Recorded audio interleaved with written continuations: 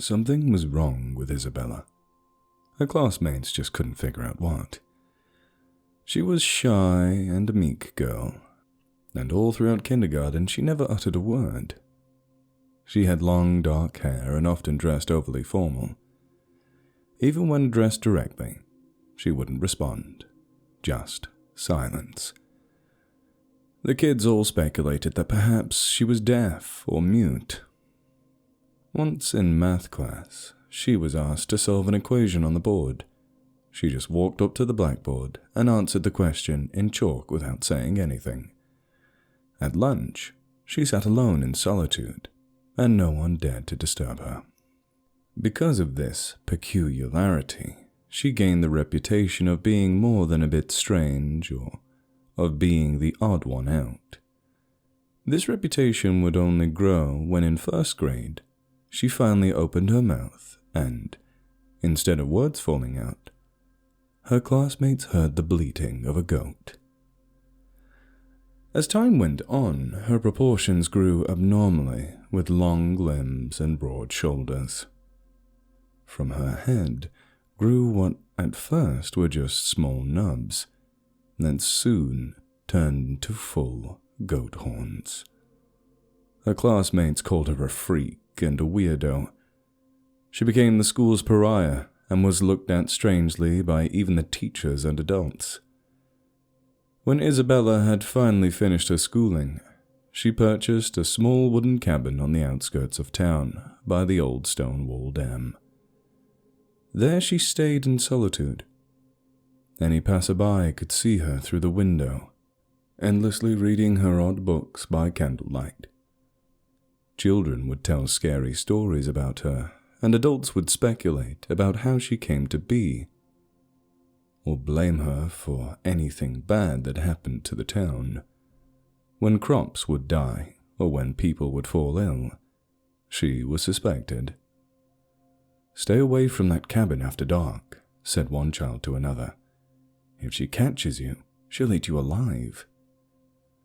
Rumor had it she had magic powers, or that her parents made a deal with a witch, or sacrificed a goat to a demon for her to live. Isabella, of course, could make no reply to any of this, and her parents had suspiciously fled town long ago. She was regarded by all as unsettling and sinister. Folks in the town never called her by her name. They only called her the Goat Woman. "She's not really a woman at all," some remarked. "Women don't have horns. She's just a goat." The candle in the window always burned throughout the night like an eternal flame as she read. Though on one dark, gloomy night, when a storm came and the rain was falling hard, folks saw her candle mysteriously go out, and her door swung open. Enduring the rain, the outcast put aside her book and stepped out into the cold outside world with a newfound determination. It seemed that judgment had finally come calling for the town that had rejected her. Lightning lit up the sky across town, and rain poured down windowsills that night, while the town's people lay sleeping. What they didn't know was that now a bizarre intruder was coming for them to demand their attention and wake them from their slumber. Knock, knock, knock. The mayor was resting sound in his bed when suddenly in the night he heard strange bleating noises and loud knocking at his door. He peered through the rain-streaked window to see a tall figure standing on his front step, with elongated proportions and the pointed horns of a goat. She was soaked from the rain, and her wet, dark hair covered her face in messy strands as she knocked aggressively on the door with her fist. Seeing that he had noticed her, the goat woman ran over to the window and began to pound on it while staring in. The mayor regarded her as a disturbing imitation approximating our species, like a grotesque abomination in the guise of humanity. He was terrified as the creature continued to beat on the outside of his house, as if trying to desperately find a way inside. He grabbed his shotgun and waited nervously by the door for her to make her way in. He feared what the goat woman would be capable of, and was prepared to shoot the creature. But instead of breaking the door down as he expected, the creature ran off into the night to the next house over, and once again began pounding on the door and calling loudly with an awful sound. The occupant of this house simply cowered in fear until she moved on, like a spectre, to the next house. The skies above were angry as the clouds poured down their rain. The creature walked with purpose down the cold, dark street. The goat woman stood upon the doorstep of the town sheriff, who was asleep inside with his wife and 2 young girls. When she began knocking brutally on his door and making disturbing, pained vocalizations, they all awoke in alarm. The goat woman grabbed the door handle and tried to twist it open violently. The sheriff was determined to protect his wife and children from whatever revenge this vile creature had come to enact on the town. He instructed them to hide in the basement. His daughters both began to cry in fear for their lives.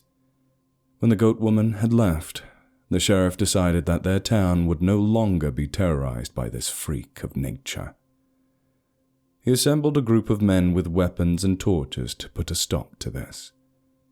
Soon, most folks from the town emerged from their doors with weapons in hand.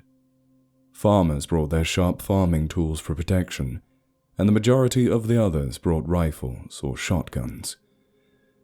Seeing the angry mob, the goat woman took off and ran towards her home, with them following close behind. When she was in front of her cabin, she stopped and turned to face the crowd as they assembled around her. She pointed in the direction of her cabin and made another loud, fearful vocalization as they closed in towards her, and she cautiously stepped backwards. "We're not going to let you go home now. We've had it with you terrorizing us, and we're not going to tolerate your wicked existence any longer," shouted a man from the crowd. "You cursed our town for years. We refuse to live in fear of what you'll do next. It's time for this monster to die." The rest cheered in agreement. The crowd descended upon the goat woman. They grabbed her and tied her to a nearby lamppost with ropes so that she could not fight back. The crowd all gathered around, many with guns drawn and aimed at the creature. "Give this damnable creature none of your sympathy," yelled out a woman from the crowd. "Demons are made to be cast out." A farmer in the crowd pulled out a metal blade and, without warning, began to cut into one of the goat woman's horns.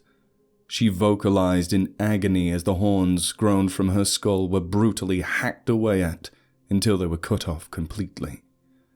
Blood poured from her head and ran down her face in a gruesome display. People in the crowd picked up the 2 discarded horns from the street as if they were souvenirs. "She almost looks normal now," jeered an anonymous member of the crowd with a laugh. As the rain continued to come down, the goat woman thrashed about wildly and managed to free a single arm from her rope bonds. In her eyes, they could see the same frightened girl from the playground. Reacting quickly, the town sheriff shot at the goat woman, hitting her directly in the chest. Before the light fully drained from her eyes, she extended a weak and weary hand, once more pointing in the direction of her old wooden cabin. Only then did the townsfolk notice the cracks in the large wall of the nearby stone dam, straining under the pressure of the rising water. They barely had time to react before a wall of rushing water consumed them and poured out violently into the town, wiping away the houses they once lived. Bits of stone debris flew out with great force as the dam broke and the fast-moving water rose up to the peaks of the tallest buildings. They were all too late to save themselves or heed the warning that had been given to them. Their doomed outcast had seen the danger from her cabin view. With heart racing in panic, she attempted in vain to alert everyone to evacuate. That fateful rainy night was the end of their town, and for Isabella, the woman who tried to save it.